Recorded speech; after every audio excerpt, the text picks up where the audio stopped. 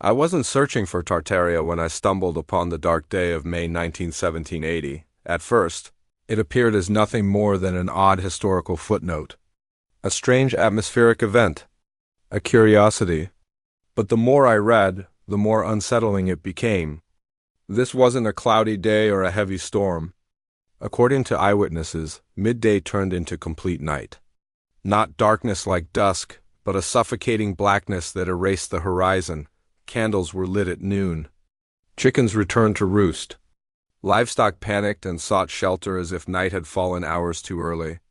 In Connecticut, the state legislature adjourned because lawmakers could not see one another across the chamber. The darkness was so total that movement became impossible without light. People believed Judgment Day had arrived. Official history offers a clean explanation: forest fires. Smoke from distant fires, carried by unusual atmospheric conditions, blotting out the sun. Case closed. But contemporary accounts don't behave like smoke. Witnesses described the darkness arriving suddenly, like a curtain drawn across the sky. Timothy Dwight, later president of Yale, wrote that the event was uncommon in its appearance as in its depth. This wasn't gradual accumulation. It was abrupt. Even stranger was the color. At the edges of the darkness, observers reported a coppery, brass-colored hue. When the moon rose that night, it appeared blood red. Ash did not fall like snow, as with known wildfires.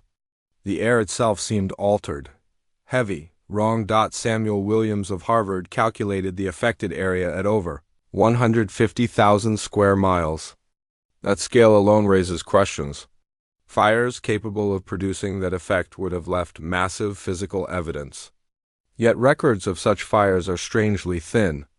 The dark day was not isolated either. Similar reports of blackened skies, red moons, strange fogs, and atmospheric disturbances appear repeatedly across the late 18th century. Not just in North America, but in Europe and beyond. At first, this looks like coincidence. But 1780 sits at the center of something larger.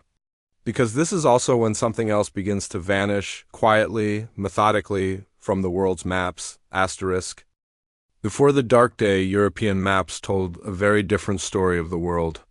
For centuries, a vast region labeled Tartaria appeared across Dutch, French, British, and Russian cartography. It spanned enormous territories of Central and Northern Asia. This wasn't obscure or fringe geography. It was standard knowledge. Then, after the 1780s, something changes. The name Tartaria does not get corrected, debated, or formally replaced. It simply fades. Over a few decades, map after map quietly removes it. By 1820, it is barely present.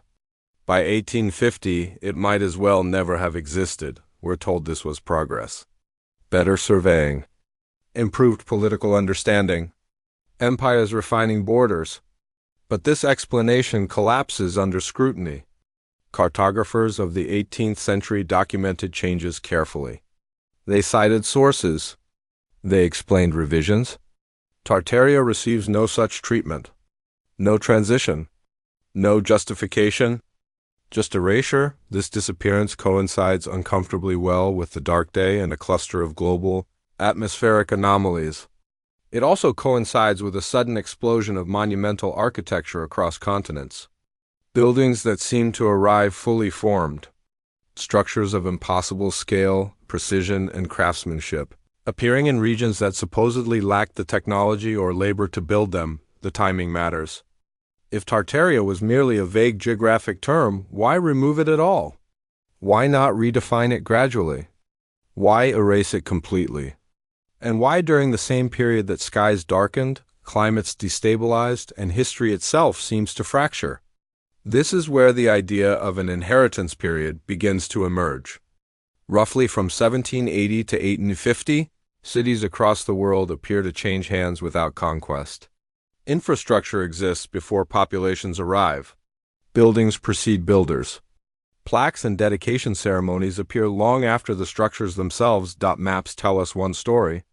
Stone tells another. Walk through any major city built before 1920 and the evidence is unavoidable. Courthouses with cathedral-scale domes. Train stations resembling palaces. Exhibition halls larger than medieval cities. These buildings share a uniform architectural language across continents, neoclassical, monumental, mathematically precise. The official explanation is repetition, revival, style, diffusion. But diffusion requires communication, time, and adaptation. What we see instead is simultaneity. Chicago, Melbourne, San Francisco, St. Petersburg, all producing near-identical forms within decades. More troubling is what's missing. Construction photographs are rare. Detailed labor records are almost non-existent. Supply chain documentation for millions of tons of stone simply doesn't appear. We have photos of completed buildings, opening ceremonies, and dedication plaques, but almost nothing showing how they were built. Chicago's rapid reconstruction after the 1871 fire is often celebrated as a triumph of industrial progress. Yet when examined closely, the timelines are impossible. Buildings that should have taken decades appear within years. Plans are vague. Records contradict each other. The pattern suggests reattribution rather than construction. A new population inheriting infrastructure and assigning itself authorship. This would explain the silence. You don't document what you didn't build. You only document that it now belongs to you. If Tartaria was a civilization capable of creating this global architecture, its sudden disappearance would leave behind empty cities. Cities waiting to be claimed. The Dark Day was not alone. Between 1780 and 1786, the world experiences a cascade of anomalies. In 1783, the Laki eruption in Iceland produces a dry fog across Europe. Crops fail. Temperatures plummet. The Great Frost devastates agriculture. Blood-red moons appear repeatedly in historical accounts. Official history treats these as unrelated events. Fires here. Volcanoes there. Weather anomalies everywhere. But clustered together, they resemble something else entirely, a prolonged atmospheric disruption. Something closer to a nuclear winter-like scenario than isolated natural disasters.